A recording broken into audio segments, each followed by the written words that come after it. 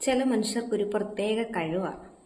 എന്താണെന്നല്ലേ, അവർക്ക് എന്തെങ്കിലും ഒരു കാര്യസാധ്യതയ്ക്ക് വേണ്ടിയിട്ട് അവരാരെങ്കിലും ഒരാളെ അവർ ഉന്നമിക്കും. എന്നിട്ട് അവരെടുത്ത് സ്നേഹം അഭിനയിച്ച് കൂടെ കൂടും. എന്നിട്ട് അവരിൽ നിന്നത് നേടിയെടുക്കും. നേടിയെടുത്തതിന് ശേഷം അവർ പതിയെ വലിയാൻ തുടങ്ങും. ഈ പതിയെ വലിയുന്നത് വേറെ എവിടേക്കും ആയിരിക്കത്തില്ല, മറ്റൊരാളിലേക്കായിരിക്കും. അതെന്തിനാന്ന് വെച്ചാൽ അടുത്ത ഊഴം അവരിലാണ് അവർ നോട്ടമിട്ട് വെച്ചേക്കുന്നത്. അവരിൽ കൂടി നേടിയെടുക്കണം എന്നുള്ളതാണ്.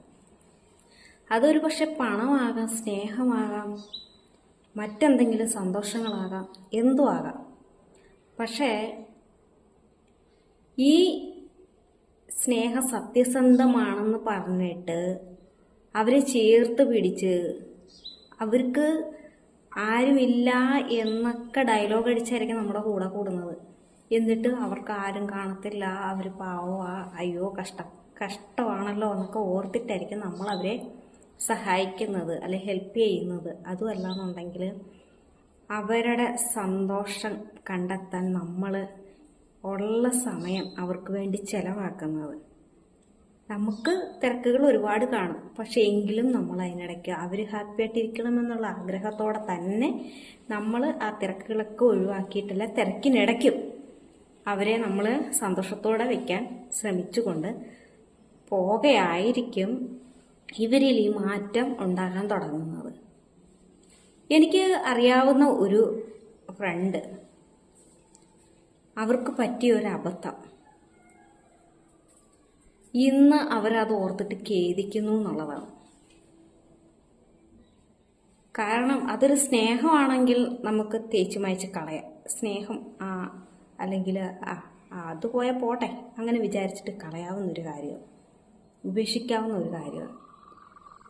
പക്ഷേ അവർ കഷ്ടപ്പെട്ട വിയർപ്പൊഴുക്കിയ ആ ഒരു സാമ്പത്തികമായിട്ടുള്ള അത് മറ്റൊരാളുടെ സങ്കടത്തിന് മുമ്പിൽ അടിയറ വെച്ചിട്ട് ഇന്ന് ഒഴിവാക്കപ്പെടുന്ന ഒരു സാഹചര്യത്തിലോട്ട് വന്നപ്പോൾ എന്താ പറയേണ്ടത്? അപ്പോൾ നമുക്ക് ഫ്രണ്ട്ഷിപ്പ് വേണം, സ്നേഹം വേണം, ഒക്കെ വേണം.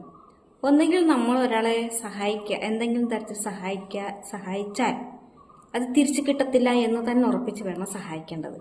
ഇത് ഞാൻ തിരിച്ചു ചോദിക്കുന്നില്ല, തരുന്നെങ്കിൽ ഞാൻ വാങ്ങും, ഇല്ലെങ്കിൽ ഞാൻ അതിനെപ്പറ്റി ചിന്തിക്കുന്നേ ഇല്ലാന്ന് വിചാരിച്ച് ഒഴിവാക്കി വേണം ഒരാളെ ഹെൽപ്പ് ചെയ്യേണ്ടത്. അതല്ല, നമുക്ക് തിരിച്ച് വേണ്ട ഒരു കടവസ്തു ആണെങ്കിൽ, അതായത് കടം കൊടുക്കുന്ന ഒരു സാധനമാണെങ്കിൽ,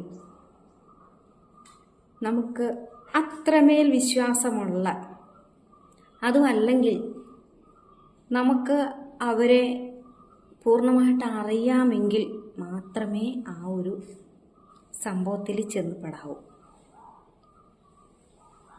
ഇല്ലാന്നുണ്ടെങ്കിൽ കുറച്ച് ബുദ്ധിമുട്ടാണ്. ഇപ്പോൾ അതേ ഒരു മാനസിക സംഘർഷത്തിലാണ് ആ ഒരു ഫ്രണ്ട്. സ്നേഹം, പ്രണയം, മറ്റെന്താണ് പോലും ഫോട്ടോന്ന് വെക്കണം, അത്രയേ ഉള്ളൂ. നമ്മുടെ സ്നേഹം വേണ്ടാത്ത ഒരാളുടെ സ്നേഹം നമുക്കും വേണ്ടാന്നങ്ങ് എഴുതി തള്ളാവുന്നതേ ഉള്ളൂ. പക്ഷെ ഇതല്ല. ഇത് നമ്മൾ കഷ്ടപ്പെട്ട് നമ്മൾ വിയർപ്പൊഴുക്കി നമ്മൾ അത്ര തന്നെ സ്വരൂപിച്ച് വെക്കുന്ന സംഭവമാണ് സാമ്പത്തികം എന്നത്. അതുകൊണ്ട് ഒരു പരിചയവുമില്ലാത്ത ഒരു വ്യക്തികളെയും ഈ ഒരു സംഭവത്തിൽ നിങ്ങൾ ചേർത്ത് പിടിക്കാതിരിക്കുക. അഥവാ ചേർത്ത് പിടിക്കുക, ഇപ്പം എനിക്കിപ്പോൾ ഒരു സഹായം നിങ്ങൾ ചെയ്യുന്നുണ്ടെങ്കിൽ അത് ഞാൻ അവർക്കൊരു സഹായമാണ് ചെയ്യുന്നത്, ഞാൻ തിരിച്ചാഗ്രഹിക്കുന്നില്ല എന്ന് വിചാരിക്കുക. അതല്ല, നിങ്ങൾ എനിക്കിത് കടവാ തരുന്നെങ്കിൽ നിങ്ങൾക്ക് എന്നെ വിശ്വാസം ഉണ്ടെങ്കിൽ മാത്രം തരിക. വിശ്വാസം ഉണ്ടെന്നുള്ളതല്ല, പൂർണ്ണമായിട്ട് അറിയാം എന്നുണ്ടെങ്കിൽ മാത്രം തരിക, അല്ലാതെ കൊടുക്കാതിരിക്കുക. അപ്പം ഇത് പറയാൻ കാരണം അവരുടെ മാനസികാവസ്ഥ അത്രമാത്രം സംഘർഷഭരിതമായിട്ടാണ് ഞാനിത് ഈ ഒരു രീതിയിൽ ഇവിടെ അവതരിപ്പിക്കുന്നത്. അപ്പം എല്ലാവരും സ്വന്തം ആവശ്യപ്രകാരം മാത്രം വരുന്നവരാണ്. ഒന്നാമത് ഈ സോഷ്യൽ മീഡിയ വഴി പരിചയപ്പെടുന്ന ഒരുപാട് ആൾക്കാർ. അപ്പം അതുകൊണ്ട് എല്ലാവരും നോക്കിയും കണ്ടും ഒക്കെ പോവുക. ഓണമൊക്കെയാണ് വരുന്നത്. ഓക്കേ.